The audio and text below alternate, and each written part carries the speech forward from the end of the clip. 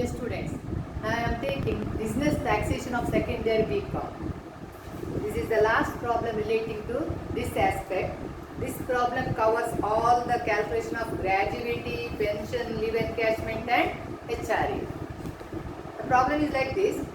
Sundar retired from service on 31st January 2018 after serving for 27 years and 9 months. He received a gratuity of rupees 2,65,000. He had 9 months earned leave to his credit, which he encashed and received rupees 2,20,000. So encashment amount received is 2,20,000. His basic as on 1/1/2017 was given 13,500 and the increment of rupees 500 fell due on 1st October. So increment is due on 1st October. He received HRA of rupees 4,000 per month, whereas the rent paid for the house is 5,000 per month. So rent paid is 5,000 per month.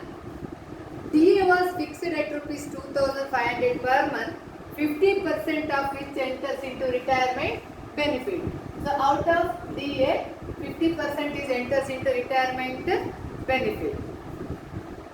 Next, he commuted 3/4 of the pension and received rupees 1,50,000.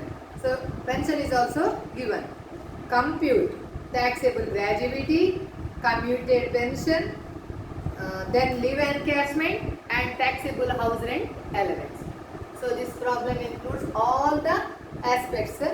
So first we have to calculate the salary, basic salary. In case of gratuity, salary different from the salary we can calculate for earning leave and HRA. So first we can calculate the salary for 10 months for this gratuity. So 10 months salary in case of gratuity, because here increment of salary is given. So we have to calculate separately for gratuity and for leave encashment and HRA. But for leave encashment and HRA, it is enough, same salary is counted. But for gratuity is different, because here we are not including this month. In case of gratuity calculation, we are writing here previous month. So here increment is given. So first we have to divide with the increment,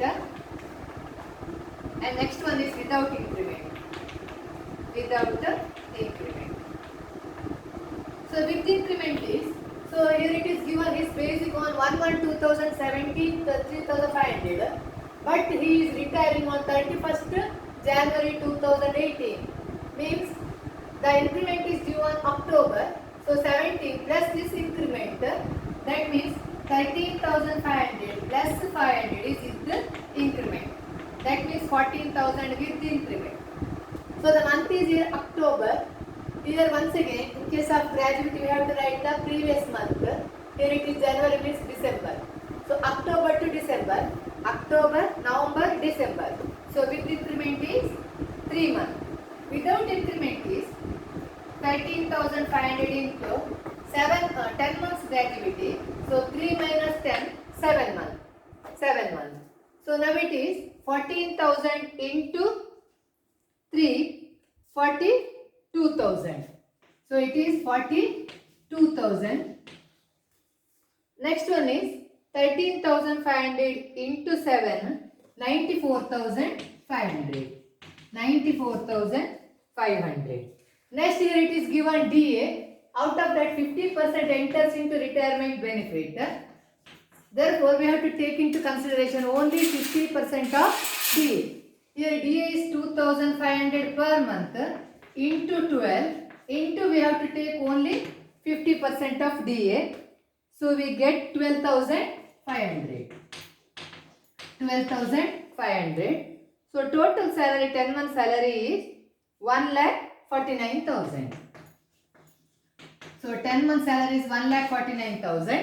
Therefore here we need 10 months average salary. 10 month average salary is equal to 1,49,000 divided by 10, that is 14,900. So in case of gratuity, 10 months average salary is 14,900.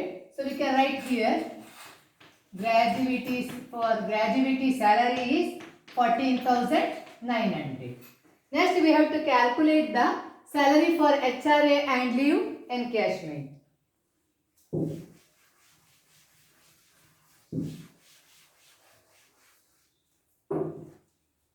So for leave encashment 10 month salary, here it is HRA is given, but we have to calculate only for 10 months because he retires on 31st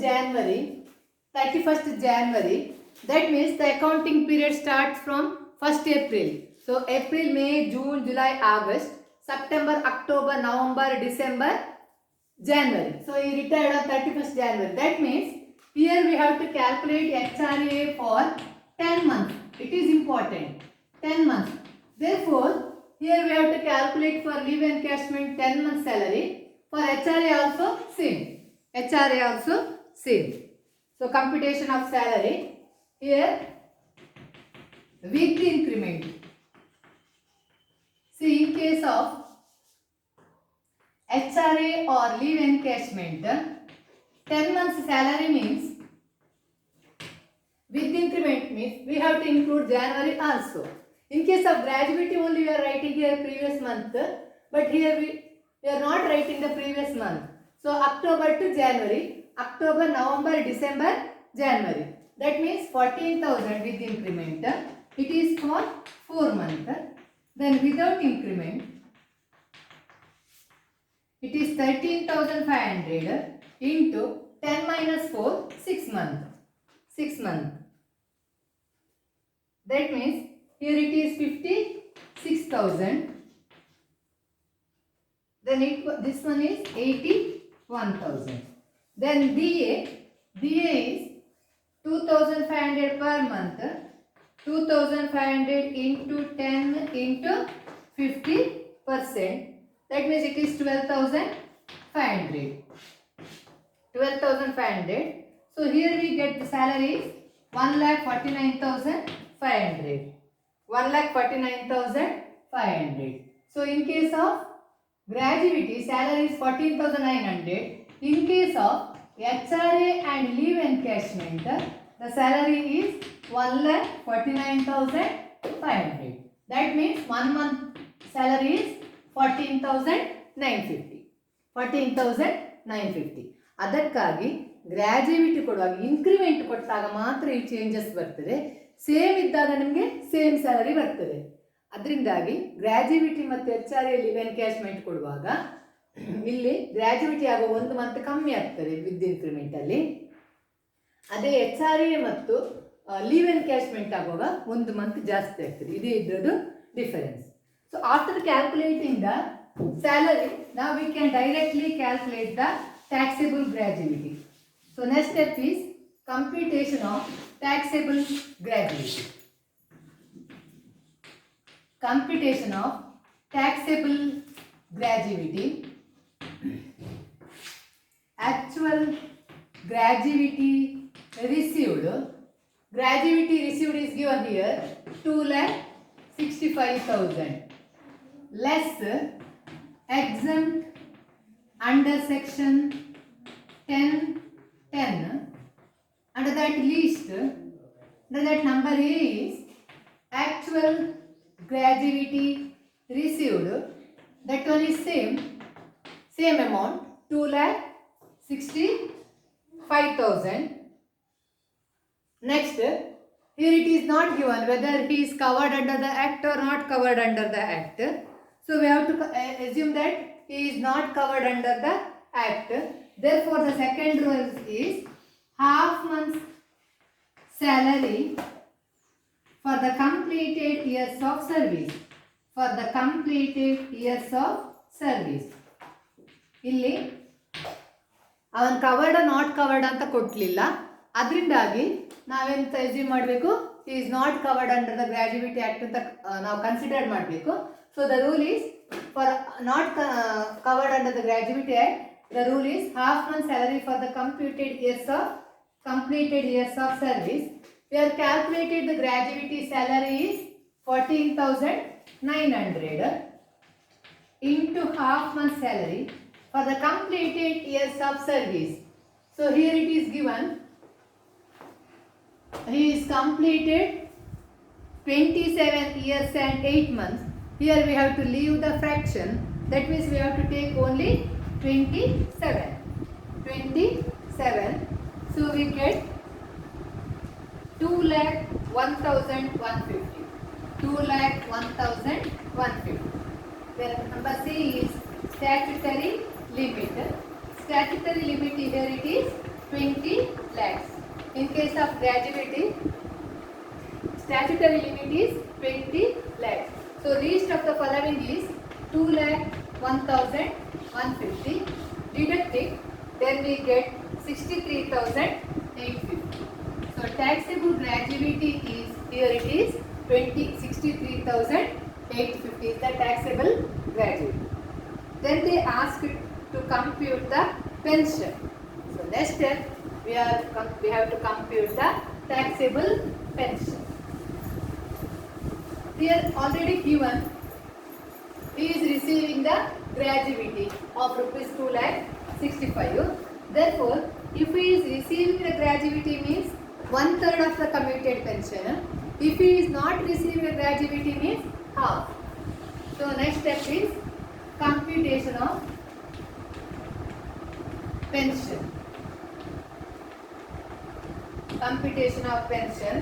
The rule is commuted pension received. Pension received. Here it is given, pension received is 1,50,000. 1,50,000 less exempt under section 10(10)(a). Under that, he is receiving 1,50,000 pension. He is receiving the gratuity. Therefore, it is 1/3. So 1/3. He is commuted 3/4. So 3/4 means we have to reverse it. That means 4/3. 4/3. So it is 66,667.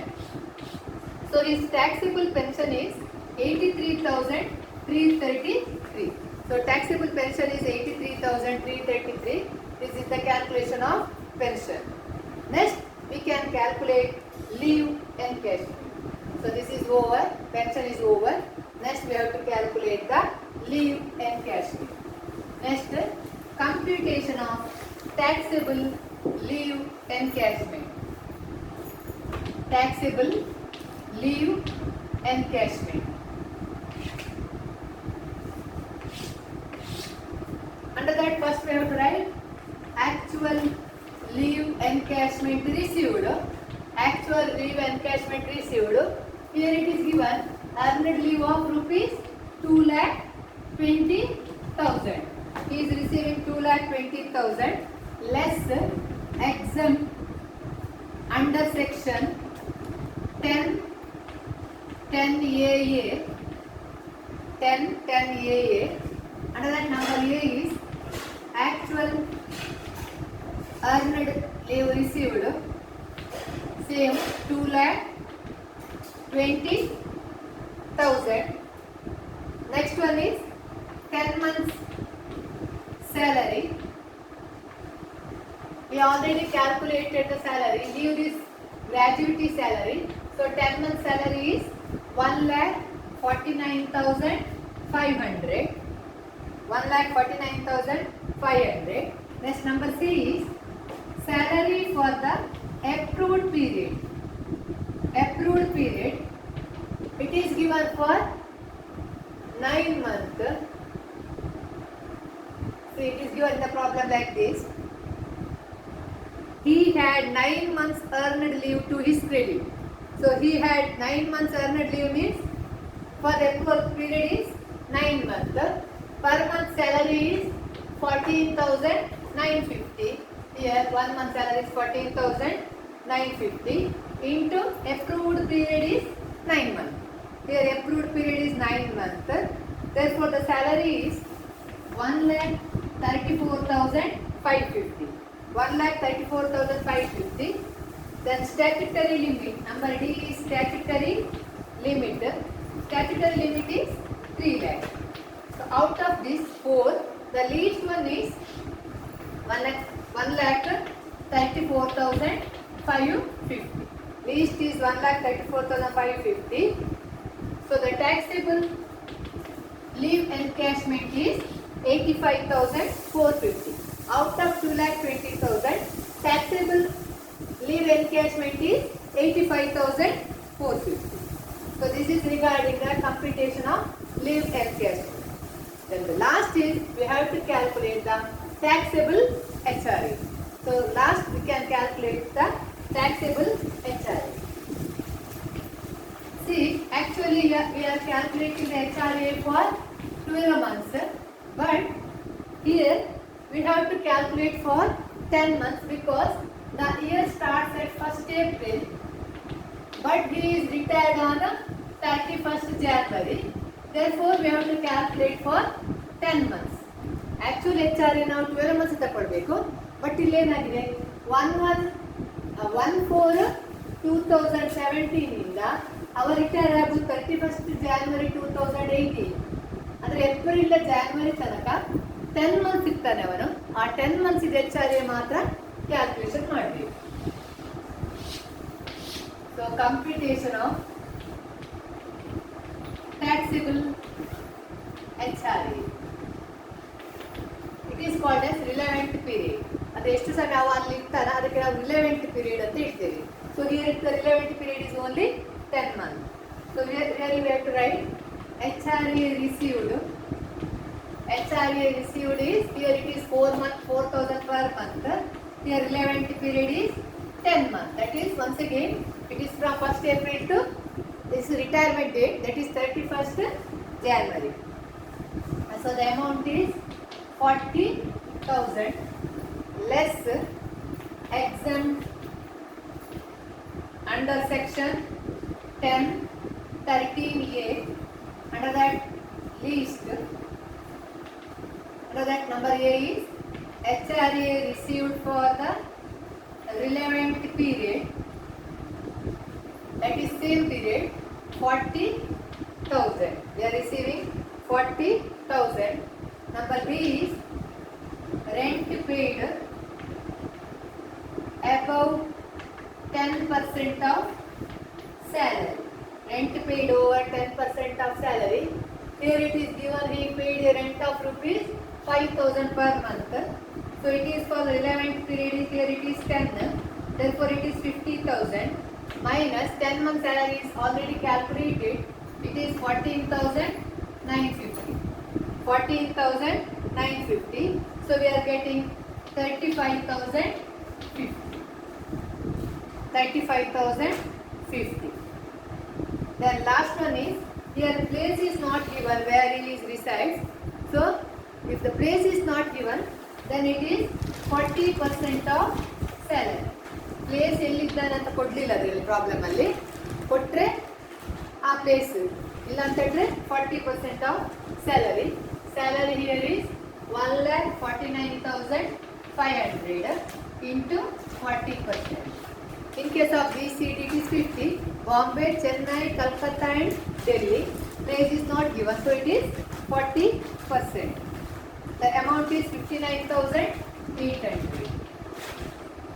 So least of this is 35,050.